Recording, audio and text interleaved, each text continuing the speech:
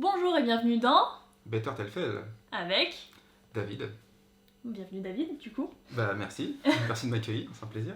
Mais c'est un plaisir de t'avoir avec moi. Présente-toi, pardon. Je m'appelle donc David, je suis chercheur en communication et en sociologie, donc j'ai un doctorat de communication, voilà, ça fait pompeux, je Donc sais. tu es le docteur David.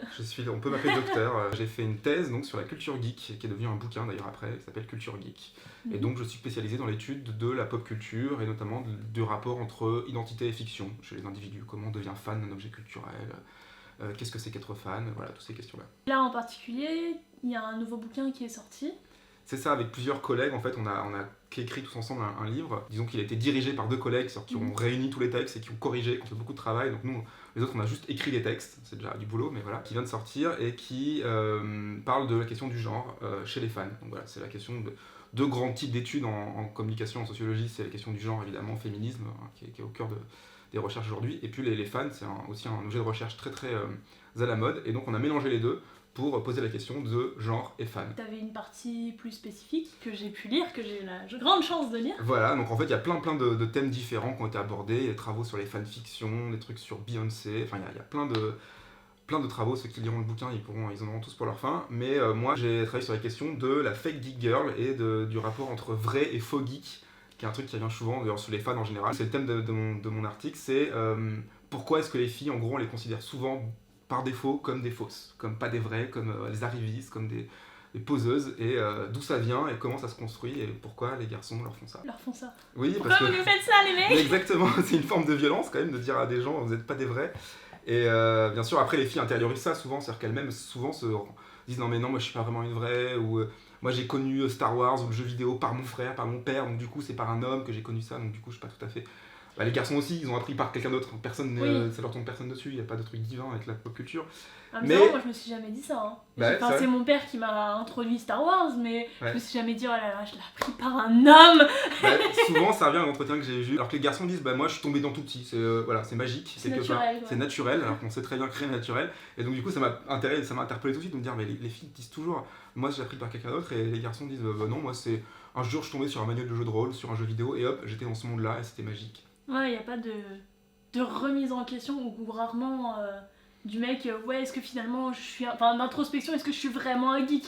Alors que ça va direct aller juger la meuf, est-ce que c'est vraiment une geek? C'est ça, il y a souvent en fait l'idée d'un parcours chez les garçons, c'est-à-dire l'idée, tout petit j'étais différent des autres, j'étais un peu surdoué, j'étais pas bien dans ma peau, des choses comme ça, qui sont souvent vraies d'ailleurs, hein, je leur mets pas en cause, je leur mets pas la souffrance, moi-même je l'ai un peu vécu, des choses comme ça. Mais du coup qui fait une espèce de parcours héroïque, c'est-à-dire j'ai vécu toutes les épreuves pour devenir un vrai geek, voilà, avec la difficulté que ça implique. Vous les gens beaux, etc., vous n'avez pas eu à souffrir, vous n'avez pas eu à voir tout ça, et donc vous n'êtes pas des vrais. Et donc il y a tout ça qui revient tout le temps, donc la souffrance, et notamment la souffrance vis-à-vis des filles, hein, c'est-à-dire les filles ne veulent pas de nous parce qu'on est trop timide, parce qu'on est trop différent, on est trop bizarre. Dans les séries américaines, c'est les filles, elles préfèrent le footballeur américain, et les pom-pom girls sont amoureuses de lui, etc. Et nous, on est dans le club d'échecs ou de jeux de rôle, et personne ne veut de nous. Et donc cette espèce de mythe qui est né tout au long de la naissance de la culture geek, et qui en partie est vrai, et il faut reconnaître leur souffrance, en partie est devenue une espèce de manière de se légitimer, de dire bon maintenant je suis un vrai parce que moi j'ai souffert et toi t'as pas souffert. Alors que des filles ont souffert, hein, évidemment, comme les autres, et plus du coup du fait de la discrimination, et en plus voilà, elles ont aussi ce parcours-là, donc il n'y a pas de raison qu'elles soient des fausses. On en parlait tout à l'heure un peu en off des mecs qui direct juge la femme qui vient les contacter parce qu'elle s'intéresse au milieu comme la e-girl, la femme qui débarque et va faire son shopping de gamers. Ouais, c'est ça, c'est l'idée qu'en fait elles viennent d'arriver. Depuis que la pop culture, la culture geek est à la mode depuis 10-15 ans, il y a l'idée, les filles sont arrivées d'un coup parce que c'est devenu cool, c'est devenu hype, voilà, geek is the new sexy. Nous on a fait la guerre, on a vécu les tranchées, et elles arrivent et elles veulent se taper des geeks. Pas vrai ça, parce qu'il y a toujours eu... Exactement, il y a toujours eu des femmes de toute façon qui ont été hyper importantes, justement pour faire connaître les choses. Dans les années 70, notamment dans la science-fiction, il y avait un énorme mouvement de féminisme qui était autour de ces mouvements-là. Il y avait des écrivaines de SF féminines, il y avait donc tout ce qui est à l'origine de la culture geek moderne. Il y avait des créatrices de jeux vidéo des années 70-80 qui étaient très importantes. Et puis tout ça, ça a été un peu invisibilisé petit à petit. Il y a même eu un mouvement important dans les années 60 de femmes dans l'informatique, Aujourd'hui, ça paraît incroyable parce que dans les écoles d'informatique d'ingénieurs, 90% d'hommes encore aujourd'hui. Ouais. Sauf qu'avant avant les années 60, il y avait une parité, j'ai cru voir. voilà, il y a même plus, il y avait plus de femmes parce qu'en fait à l'époque on pensait que le métier d'informatique c'était des métiers liés au secrétariat. Et donc le secrétariat c'était les femmes. Donc on passait les machines à écrire à l'ordinateur. Pardon, et puis dans les années 80, les hommes un peu ont pris en main l'informatique en disant non en fait c'est l'électronique, c'est de la machine, donc c'est comme réparer une voiture, faire du bricolage, et donc c'est un truc de mec. Et petit à petit on a vu le truc se renverser, les femmes elles-mêmes ont fini par accepter ce truc qu'on leur disait depuis tout petit, c'était lié aux maths. Les filles, on leur dit qu'elles sont pas bonnes en maths, donc voilà, dès l'école, on leur apprend ça. Comme un effet naturel, on retrouve aujourd'hui, voilà, 90% des écoles d'ingénieurs sont des garçons. Voilà, mais c'est pas naturel, ça s'est construit par des images, des représentations qu'on a sur les gens et sur les genres. Et voilà, donc les femmes ont toujours été là, simplement, il faut leur laisser de la place. On les teste, ça c'est un truc que j'ai remarqué extrêmement souvent. Ouais. C'est un garçon qui arrive dans une soirée jeu de rôle, dans une soirée jeux vidéo, ou dans une soirée pop culture, on regarde des séries télé, des films. On va dire ah super, tu vas venir avec nous, tu vas comprendre les références, ça va être trop bien. Et puis une fille, on va lui poser des questions. Et t'as vu, tu connais la référence, tu sais quel acteur il joue là, tu sais quel réalisateur, tu sais quel... Et bien sûr, quand on finit par se tromper à force quand on nous pose des questions, tout le monde se trompe. Mais dès qu'on va chercher l'erreur, et on va la trouver. Très peu de personnes leur met en question la légitimité du mec dans le milieu geek. Du coup, on va pas poser des questions. Du coup, on verra pas les erreurs des mecs, évidemment. Alors que si tu fais l'inverse, tu vas forcément tomber sur des erreurs. En fait, le meilleur moyen d'échouer un test, c'est de le passer. Il y a un vocabulaire, il y a une manière d'être qu'on apprend, tout le monde apprend. Et les garçons font comme s'ils n'avaient pas appris. Voilà, c'est magique. Et les filles, en fait, elles sont aussi, comme les filles ont vécu souvent la discrimination et la violence de l'exclusion, elles sont les premières à reconnaître qu'elles apprennent en fait. Et du coup, ça leur donne une faiblesse, c'est-à-dire de montrer, bah oui, moi je suis là pour apprendre, pour comprendre. Elles posent des questions pour s'intéresser. Et du coup, ce qui pourrait être super en fait, ça pourrait apporter quelque chose parce que quand on pose des questions, même les gens qui sont un groupe hyper soudé d'amis, on leur pose des questions sur leur manière de fonctionner, ils vont se poser des questions, ils vont évoluer, ils vont avancer, ils vont être meilleurs ensemble. Et non, on va leur dire ah mais non, mais pourquoi tu poses des questions, tu connais rien, tu n'apportes rien, tu viens de gâcher notre vie, notre entre-soi, on était protégés parce que les filles voulaient pas de nous au collège, donc c'est pas maintenant qu'elles vont venir quoi. J'ai pas mal ce ressenti, ça crée une peur aussi de répondre aux questions, dans le sens où pas plus tard que le week-end dernier, j'étais chez mes potes chez Gaming, la méta du jeu venait de changer et mon pote dit mais tu sais qui est le champion qu'il faut prendre en premier, et j'avais la réponse, tu vois. Mais ça m'a tellement mis un doute et tellement mis une... Je sais pas, c'est horrible, ça fait une pression. Ouais.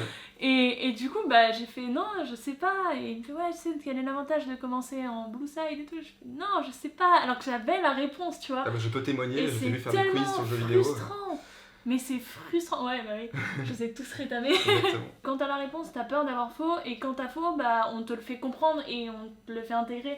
De même que le nombre de fois où moi j'admets, tu vois, que je suis geek, je sais que je le suis, enfin j'ai une pop culture qui est assez large, j'adore les jeux vidéo, je les pratique un peu trop, et voilà, mais on m'a clairement disposé que mon physique faisait que j'en étais pas une. On va accepter plus facilement les filles qui justement ont un physique entre guillemets ingrat, parce que évidemment ça veut rien dire, mais ou qui justement ont les stigmates du geek, c'est-à-dire les grosses lunettes, l'appareil dentaire, ou qui l'ont eu dans leur jeunesse, qui ont souffert, on va dire ah bon toi t'es peut-être un peu une vraie, mais déjà quoi qu'il arrive, est-ce qu'on est obligé de souffrir pour en arriver là? Alors c'est vrai que c'est le cas pour beaucoup des geeks que j'interviewe, et ceux qui sont un peu à fond ont tous un parcours qui est lié à une forme d'exclusion ou de ressenti d'être différent. C'est comme ça qu'on plonge dans des univers qui un peu nous rassurent, nous font du bien, on peut vivre des choses différemment, et puis on n'est pas obligé de ressembler à ce stéréotype, à ce cliché pour en être un vrai. Mais c'est vrai que certains geeks même à la fois vont critiquer les médias ou les gens qui se moquent d'eux en disant ah ils font des stéréotypes sur nous, ils montrent les geeks façon Big Bang Theory, c'est un peu toujours la même chose. En même temps, ils vont utiliser ce stéréotype entre eux à l'intérieur pour justement discriminer les vrais et les faux. Surtout un truc que j'ai remarqué, c'est qu'il y a beaucoup dans les comics super-héros, etc. C'est le futur super-héros part de ce statut-là qui est celui du geek Spider-Man, à la base. c'est totalement ça. Mais les meufs, jamais. Bon, déjà, il y a peu de représentation féminine, mais de représentation féminine qui a le même cheminement qu'un geek. C'est extrêmement rare et elle part déjà d'être sexy, d'être voilà, et il y a un truc qui retombe dessus, Catwoman, voilà, un jour elle devient elle devient une chatte, c'est génial. C'est super. Bonjour bonjour le rapprochement. Quand il n'y a pas de gens qui écrivent, quand il n'y a pas de femmes qui peuvent représenter leur expérience, leur vécu là-dedans, ils essayent, même aujourd'hui encore Marvel, ils essayent d'insuffler des choses, sauf qu'il y a très peu de créatrices, encore une fois, donc ils essayent, mais ce sera jamais totalement un discours qui est fait par des femmes pour des femmes. Précision, on parle du coup du genre physique, parce qu'on peut pas... Bien sûr. Généralement les gens jugent sur le physique de toute façon. Donc quand on parle de hommes et femmes, on parle pas du genre ressenti, mais du genre exprimé physiquement. Finalement, en fait, ce qui est marrant, c'est que les geeks des années 70, les premiers, ceux qui lisaient Le Seigneur des Anneaux, qui jouaient à Donjons et Dragons, qui faisaient de l'informatique, ils avaient une idée de, avec tous ces objets-là, on va pouvoir un peu quitter notre corps, on va pouvoir nier le corps, parce que le corps c'est un truc que les geeks n'aimaient pas chez eux. Voilà. Il y a une espèce de négation du corps, mais en fait le corps on peut pas le nier, c'est-à-dire même dans le monde virtuel, comme une espèce d'imaginaire de casse de réalité virtuelle, bah, en fait tu joues une partie de jeu vidéo toute la nuit, bah, c'est pas virtuel, t'as mal aux mains, t'as les yeux rouges, donc le corps est toujours présent. Et donc cette négation du corps, en fait elle revient en pleine face, mais comme ils sont toujours dans la négation, bah, du coup tous les corps qui changent de leur stéréotype, de leur identification, ils les aiment pas, ils vont les juger. Du coup, c'est un outil clairement de discrimination et d'exclusion, de dire les vrais sont comme ça, les faux sont comme ça. Et c'est totalement ridicule parce qu'aujourd'hui, surtout que la culture geek aujourd'hui touche des millions de gens, donc on peut plus le résumer à ces nerds à grosses lunettes des années 70. Dans un jeu vidéo en ligne par exemple, c'est les légendes qui courent dans le milieu geek, c'est quand il y a une fille, et bah, du coup tout le monde va l'aider, à lui trouver des armes, à lui trouver des moyens de s'en sortir parce qu'ils veulent quelque part la séduire, la caresser en sens du poil. Et, mais même ça serait ridicule. Du la théorie selon laquelle toutes les filles jouent support, du coup. Oui, c'est ça. Il y a deux théories qui se confrontent un petit peu. Mais en plus, c'est ridicule parce que c'est ce que je dis dans mon article, c'est que je pars d'un truc qui s'appelle le geek test, qui est un test qu'on peut faire sur internet, on coche des cases. Et je dis qu'en fait, il y a une case qui rapporte 4 points, c'est la seule, c'est d'être une fille ou pas. Tous les garçons disent, bah, regarde, c'est sympa, on est sympa avec les filles, on les encourage en disant, on vous donne plus de points si vous êtes une fille. On est gentil avec vous en étant condescendant. C'est-à-dire que, ah bah c'est bon, t'as le droit d'être une geek, regarde, on te donne des points. Mais on te donne des points uniquement du fait de ton genre et pas pour tes compétences, alors qu'en fait, il y a des filles qui ont autant de points que les garçons, il n'y a pas de problème là-dessus. Laissez-les vivre juste comme elles veulent et faire ce qu'elles veulent. Il n'y a pas non plus à les surprotéger. Il faut les aider un peu parfois parce qu'évidemment, dans un milieu qui exclut, il faut forcer un peu parfois les choses. Mais il n'y a pas besoin non plus de... Un peu de discrimination positive, voilà, s'il vous plaît. C'est pas très très grave, mais il ne faut pas non plus les surprotéger dans une forme de condescendance galante à l'ancienne, quoi. Ça sert à rien non plus. Je trouve que ça fait pompeux, ça fait vraiment, on te regarde de dessus, et même si on a envie de te remonter, enfin, je sais pas, ouais, c'est vraiment de la condescendance malsaine, quoi. Stéréotype de la geekette, on rajoute E de TE à la fin d'un mot pour dire c'est une petite mignon, quoi, c'est une kitchenette, une maisonnette. Donc c'est la geekette. Moi je milite contre le mot geekette, on dit juste une fille geek, on dit un garçon punk, geek, voilà. Comme c'est une identité qui est liée à des passions, justement, cassons le rapport au genre, vu que c'est pas une identité de genre, c'est pas une identité de naissance, c'est pas un truc qu'on t'impose, c'est un truc que tu choisis. J'imagine que s'il y avait un test à passer, tu vois, pour être geek, genre un entretien, tu vois, je reste persuadée que pareil on nous ferait des questions faciles, tu vois, sur genre... les personnages dans l'histoire et pas ce qu'il y a derrière et tout ce qui est création du lore ou bah ouais. C'est ce que tu disais tout à l'heure, en fait il y a une manière de formuler les questions aussi, c'est-à-dire que on dit quand on veut faire un quiz, on pose des questions de référence pop culturelle à des gens, on va poser des questions avec des réponses A, B, C, D, et puis il y a une fille, on va lui dire évidemment tu connais ça, je ne pose même pas la question.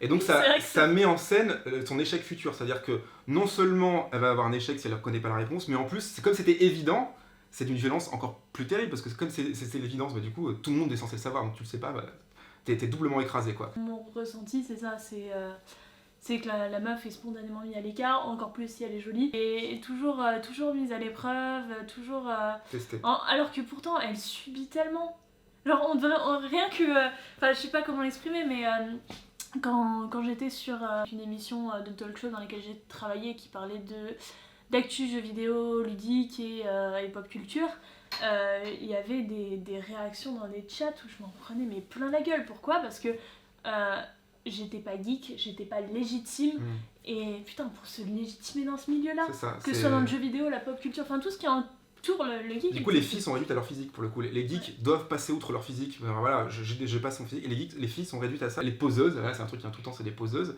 et puis elles ont pas le même rapport que nos univers. Il y a un truc qui vient souvent, c'est les garçons, nous on aime les univers de fiction avec de la science-fiction, des explosions, des bagarres, ça c'est des trucs, voilà, testostérone. J'aime bien. Voilà. Et les filles elles aiment l'histoire d'amour, la psychologie des personnages, ce qui est en partie vrai dans les études qu'on fait, mais qui n'est pas naturel encore une fois, c'est-à-dire que personne n'est enfermé là-dedans. Mais il y a l'idée, c'est comme ça, c'est tout. Nous les garçons on veut savoir qui est le plus fort entre Hulk et Superman, et les filles elles veulent savoir si il va sortir avec enfin Lois Lane, etc.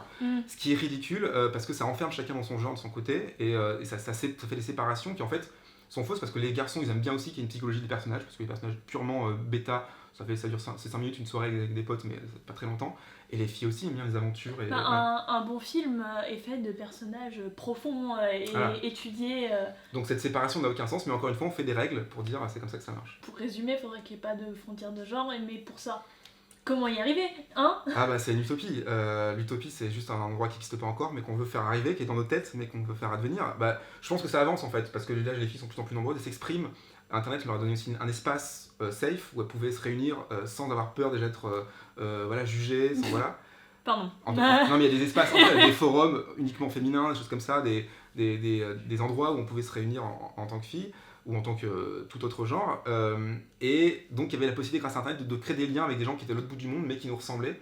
Donc ça a beaucoup aidé.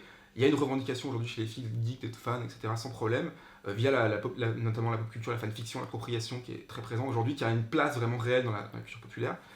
Donc ça avance. Après, moi je pense du point de vue de l'industrie, il faut qu'il y ait plus de femmes qui écrivent des fictions, parce que même les auteurs féministes, il y en a de plus en plus.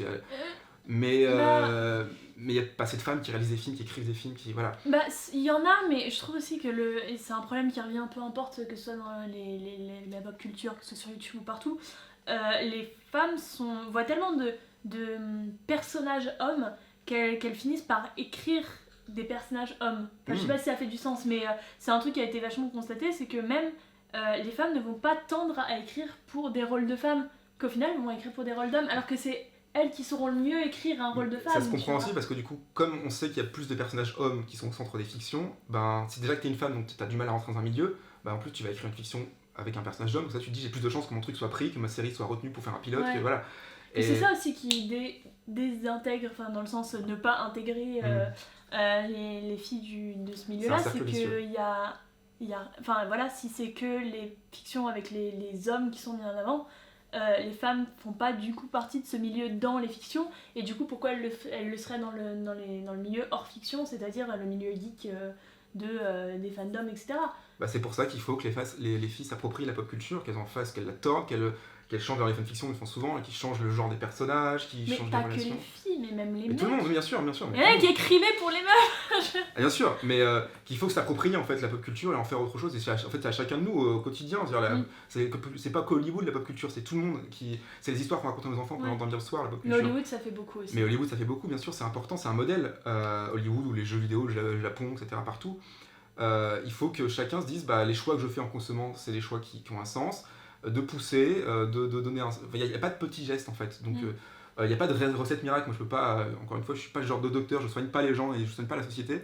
J'essaie de donner des idées, mais donc il n'y a pas de recette miracle. Il faut que chacun se dise voilà, maintenant j'ai conscience de ça. On peut pas tout changer d'un coup, on peut pas se remettre. Même que ce soit les garçons, les filles, on a tous intériorisé des tas de trucs, on peut pas tout le temps se remettre en cause, mais il faut essayer de le faire et voilà, essayer d'intégrer, en tout cas, d'intégrer les filles, de pas les juger. En tout cas pour les fans, c'est clair que c'est important. T'as tout bien résumé, écoute. Tant mieux. Merci beaucoup merci à toi d'être venu sur ce canapé qu'on me prête régulièrement. Merci Louis et Lucie qui sont par là-bas. Et voilà, je te réinviterai avec plaisir. Voilà, je vais remettre le bouquin quelque part pour vous le montrer, le titre, etc. N'hésitez pas. Tes réseaux sociaux ? Je suis sur Twitter, mon pseudo c'est Kitsunegari13, je sais qu'il est dur à voir, mais vous tapez David Perron, vous allez trouver. J'ai un blog que je mets à jour assez régulièrement, au moins une fois par mois en tout cas pendant les années scolaires. Et voilà, je fais des conférences assez souvent un peu partout, voilà, suivez-moi sur les réseaux sociaux, je donne mon actualité, je fais pas mal de choses. D'accord, bon encore merci. Et à vous, je vous dis, abonnez-vous si la chaîne vous intéresse et ouais, comme dit David, à bientôt. À bientôt.